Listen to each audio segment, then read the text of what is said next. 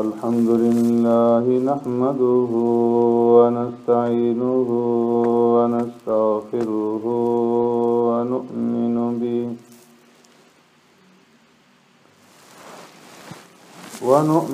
به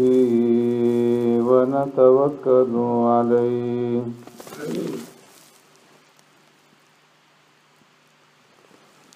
ونعوذ بالله من شرور أنفسنا ومن سيئات أعمالنا من يهده الله فلا مضل له ومن يضلله فلا هادي له ونشهد أن لا إله إلا الله وحده لا شريك له ونشهد أن سيدنا ونبينا ومولانا محمدا عبده ورسوله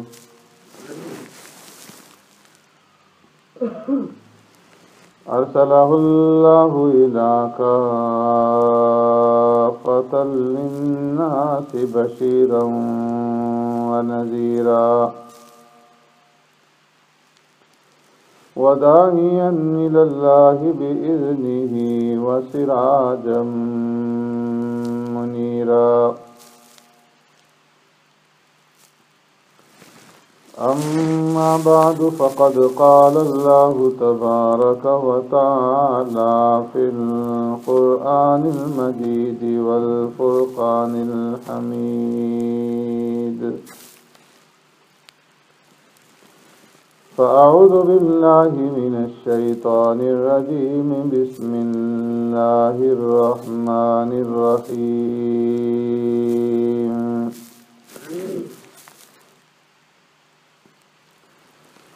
وكذلك جعلناكم أمة وسطا لتكونوا شهداء على الناس ويكون الرسول عليكم شهيدا وما جعلنا القبلة التي كنت عليها إلا لنعلم من يتبع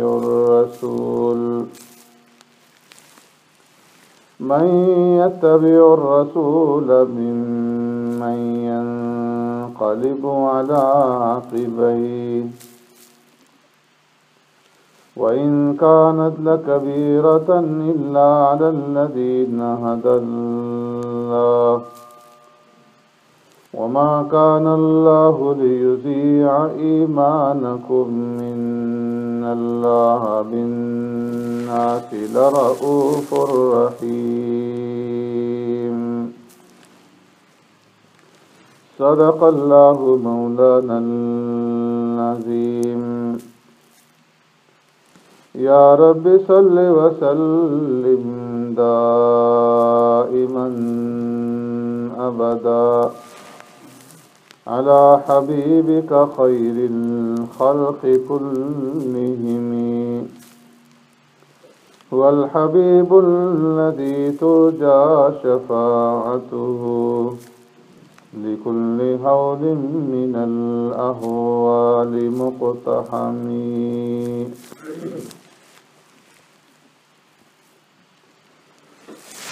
وكذلك جعلناكم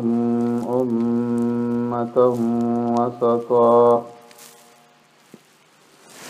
اور اسی طرح بنایا ہم نے تم کو ایک بہترین افضل اور معتدل امت لتکونوا شہداء علی الناس تاکہ ہو جاؤ تم گواہ لوگوں پر وَيَكُونَ الرَّسُولُ عَلَيْكُمْ شَهِيدًا، اور ہو رسول گواہ تمہارے اوپر۔ وَمَا جَعَلْنَا الْقِبْلَةَ، اور نہیں بنایا ہم نے قبلہ کو، الَّتِي كُنْتَ عَلَيْهَا، جس پر آپ پہلے تھے، إِلَّا لِنَعْلَمَ مَن يَتَّبِعُ الرَّسُولَ، مگر یہ کہ ہم جان لیں کون تابعداری کرتا ہے رسول کی، مِمَّن يَنقَلِبُ عَلَىٰ عَقِبَيْهِ، اور کون پھر جاتا ہے اپنے ایڑیوں کے بل، وَإِنْ كَانَتْ لَكَبِيرَةً إِلَّا عَلَى الَّذِينَ هَدَى اللَّهُ، اور بے شک یہ حکم البتہ بھاری تھا مگر ان لوگوں پر جن کو اللہ تبارک و تعالی نے ہدایت عطا فرمائی، کچھ بھاری نہیں تھا۔ وَمَا كَانَ اللَّهُ لِيُضِيعَ إِيمَانَكُمْ، اور اللہ تبارک و تعالی ایسا نہیں ہے کہ ضائع کر دے تمہارے ایمان کو۔ إِنَّ اللَّهَ بِالنَّاسِ لَرَءُوفٌ رَحِيمٌ، بے شک اللہ تبارک و تعالی لوگوں پر بڑا ہی شفیق اور بڑا ہی مہربان ہے۔ آمنت باللہ وبآیاتہ،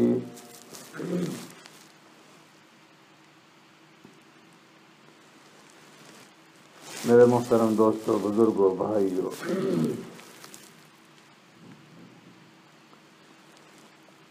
اس سے پہلی آیت کریمہ میں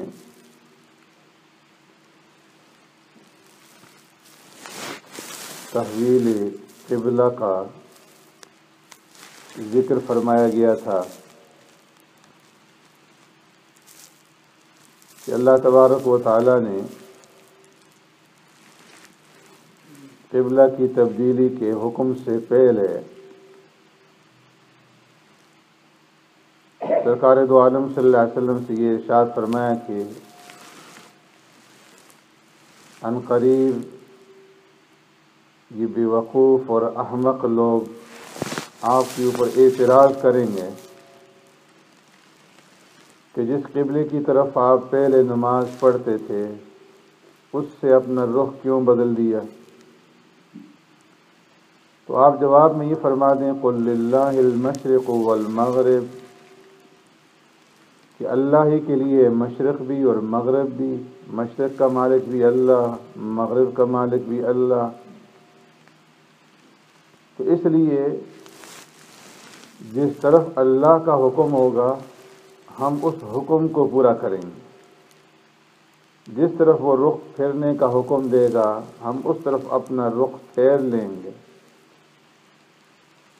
یہدی من یشاء الی صراط مستقیم، اور فرمایا کہ صراط مستقیم کی طرف، سیدھے راستے کی طرف اللہ ہی جسے چاہتے ہیں ہدایت دیتے ہیں، اس کی رہنمائی فرماتے ہیں۔ اب اس آیت کریمہ میں فرمایا وَكَذَلِكَ جَعَلْنَاكُمْ أُمَّةً وَسَطًا، اسی طرح ہم نے تمہیں ایک امت وسط بنایا ہے، یعنی جس طرح اللہ تبارک و تعالی نے قبلہ کو وسط عالم میں بنایا، ساری دنیا کے بیچوں بیچ، جس طرح پہلے میں آپ حضرات کے سامنے عرض کر چکا ہوں کہ سب سے پہلے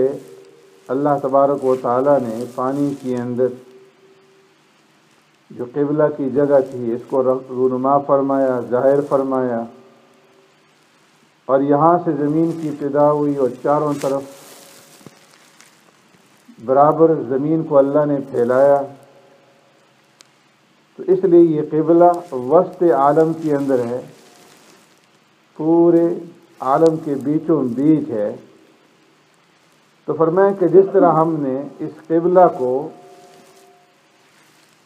وسط کے اندر پیدا فرمایا، وسط کے اندر بنایا، اسی طرح جعلناکم امتا وسطا،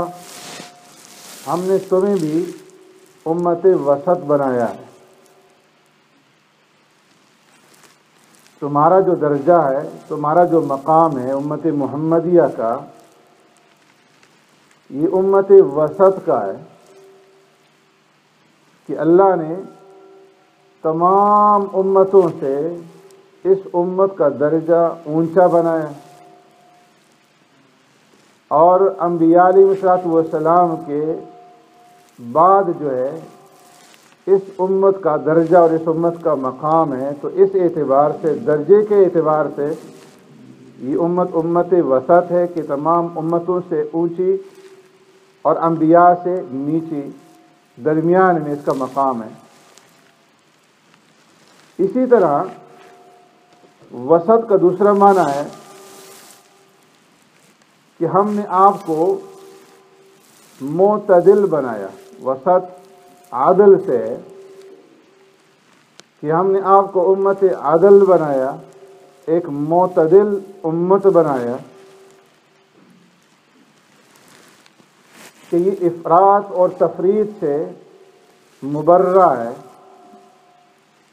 اور ان کے اندر اعتدال ہے۔ اور اعتدال ایک ایسی چیز ہے کہ یہ جس چیز کے اندر بھی ہوگی، فرمایا کہ اس چیز کی شرف کی طرف، اس چیز کی فضیلت کی طرف، اس چیز کی صحت کی طرف اس کے اندر اشارہ ہے۔ جس چیز میں اعتدال ہوگا وہ صحت مند ہوگی، جس کے اندر اعتدال نہیں ہوگا وہ بیمار ہوگی۔ اس کو مثال سے یوں سمجھیے کہ جس طرح انسان کا بدن ہے تو یہ 4 چیزوں سے مرکب ہے: خون، بلغم، صفرا، سودا، اور ان 4 چیزوں کے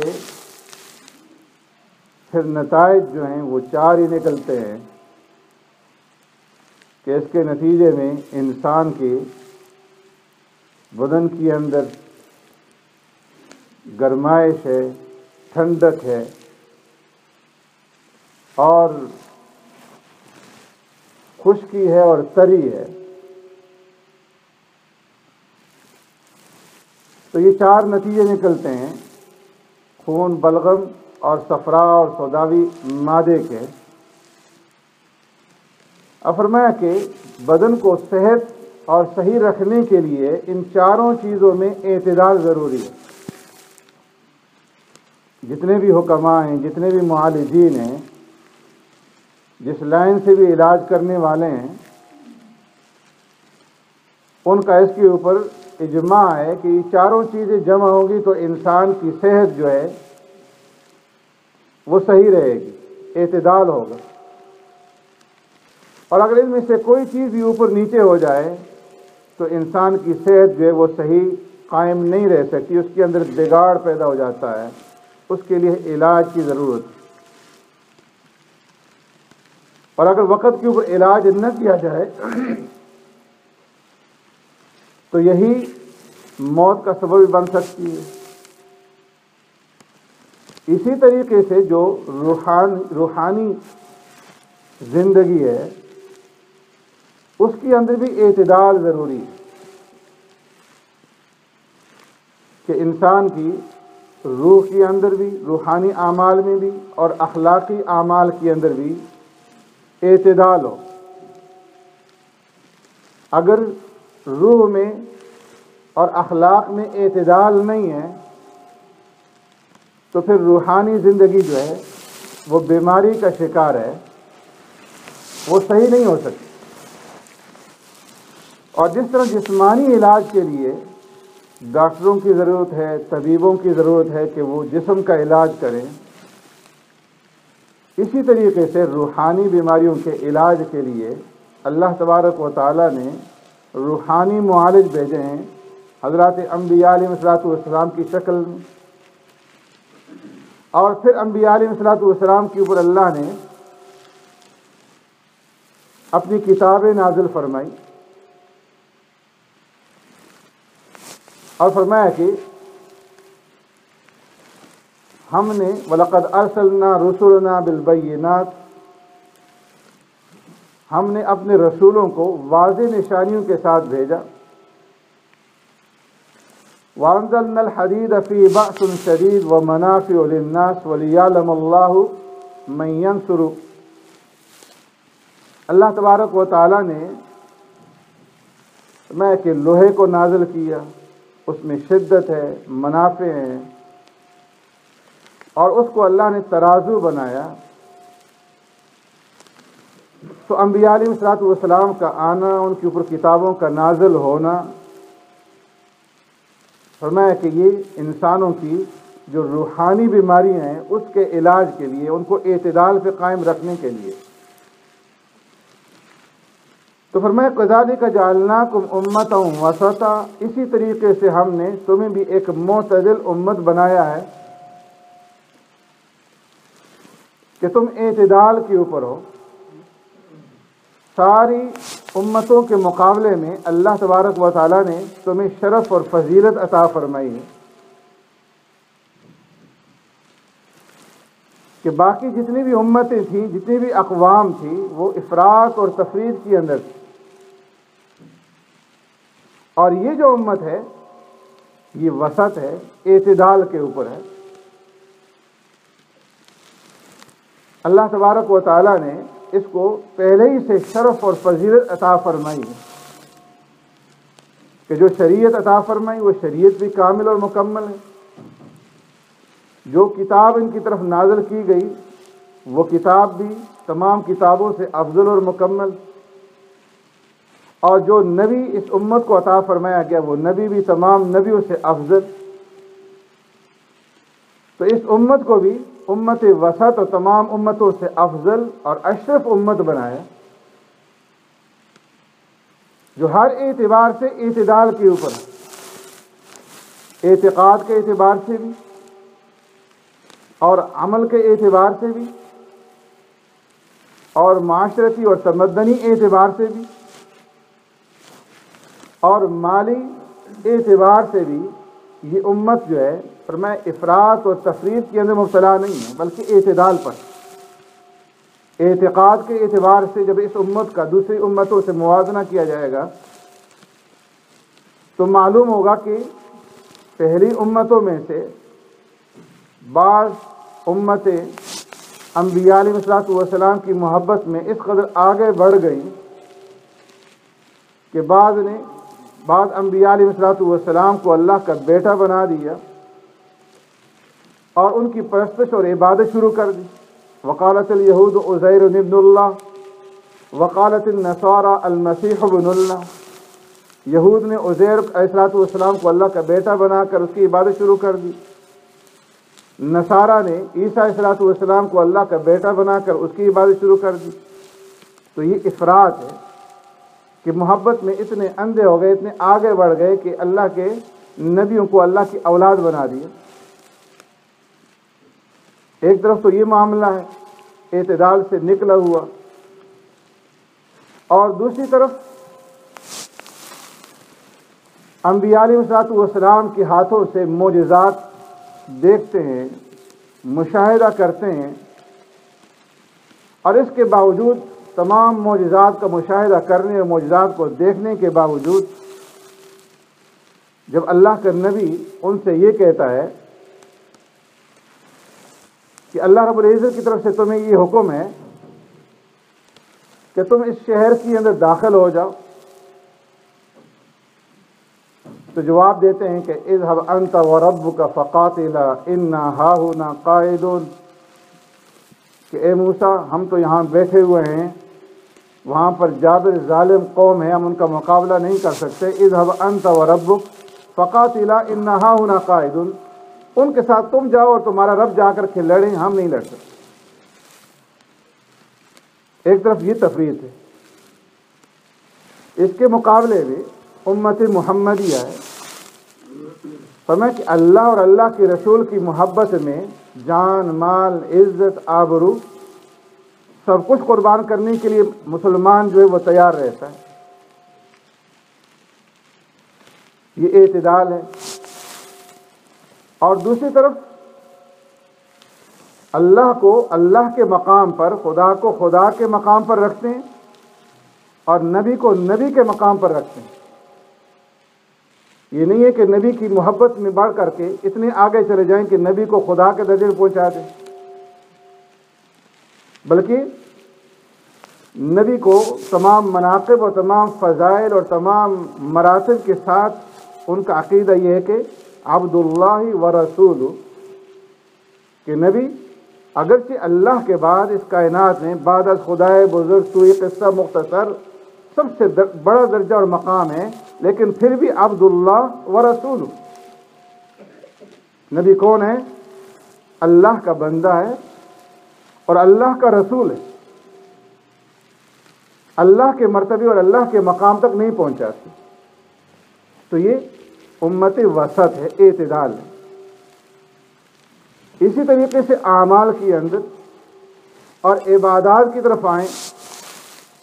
اور پہلی امتوں سے موازنہ کریں اس امت کا، تو معلوم ہوگا کہ ایک طرف تو ان کے اندر اس قدر افراط ہے کہ اللہ کی شریعت کو، اللہ کے احکامات کو چند ٹکوں کی خاطر اس میں وہ تبدیلی کرنے کے لیے تیار ہیں. رشوت لے کر کے آسمانی کتابوں کے اندر تحریف کرتے ہیں، تنسیخ کرتے ہیں، اور دنیاوی مقاصد اور منافع کی خاطر وہ اللہ کی دی ہوئی شریعت کے اندر ہیلے بہانوں سے تبدیلی کرنے کے لیے ہر وقت تیار رہتے ہیں. ایک طرف تو یہ افراط ہے، اور دوسری طرف بعض لوگ ان میں سے ایسے بھی ہیں کہ جو اپنے عبادت خانوں کے اندر جنہوں نے اپنے آپ کو مقید کر لیا ہے، محدود کر لیا ہے، کسی کونے کے اندر، کسی جنگل کے اندر، کسی ویرانے کے اندر اپنے آپ کو ڈال لیا ہے. جن چیزوں کو اللہ نے ان کے لیے حلال کیا ان کو بھی اپنے اوپر حرام کر دیا، اور رہبانیت اختیار کر لی کہ ہمارا ان میں سے کسی چیز کے ساتھ واسطہ نہیں ہے. اللہ تک پہنچنے کے لیے ضروری ہے کہ ہم ہر ایک چیز کو اپنے اوپر حرام کر دیں اور ہر چیز سے کنارہ کشی اختیار کر لیں. اسلام نے آ کر کے اس کا بھی مقابلہ کیا اور فرمایا لا رہبانیت فی الاسلام، اسلام کے اندر رہبانیت نہیں ہے. ایک طرف تو شجاعت پیدا کی اور کیسر و کسریٰ کے محلات پر، ان کے خزانوں پر قبضہ کر کے ان کا مالک بن کر کے یہ دکھلا دیا کہ مذہب اور سیاست جو ہے یہ دو الگ چیزیں نہیں، یہ ایک دوسرے کے ساتھ دین اور دنیا یہ دونوں اکٹھے رہ سکتے ہیں. یہ نہیں ہے کہ مذہب کی جو حکمرانی ہے یہ صرف خانقاہوں تک محدود ہو، عبادت خانوں تک محدود ہو، نہیں، بلکہ فرمایا کہ جو مذہب ہے اس کی حکمرانی بادشاہ کے تخت سے لے کر کے فقیر کی جھونپڑی تک ہے، اور امراء اور وزراء اور مال اور دولت اور سرمایہ، دکانوں، کارخانوں، ہر ایک چیز کے اوپر اسلام اور مذہب کی حکمرانی ہو. دین، مذہب صرف عبادت خانوں کے لیے نہیں آیا بلکہ پوری زندگی کے لیے آیا. یہ بادشاہوں کو فقیری سکھلاتا ہے اور فقیروں کو بادشاہ. تو لا رہبانیت فی الاسلام، اسلام کے اندر رہبانیت نہیں ہے. تو یہ امت وسط ہے، امت عدل. سبحانک اللہم و بحمدک، نشہد ان لا الہ الا انت.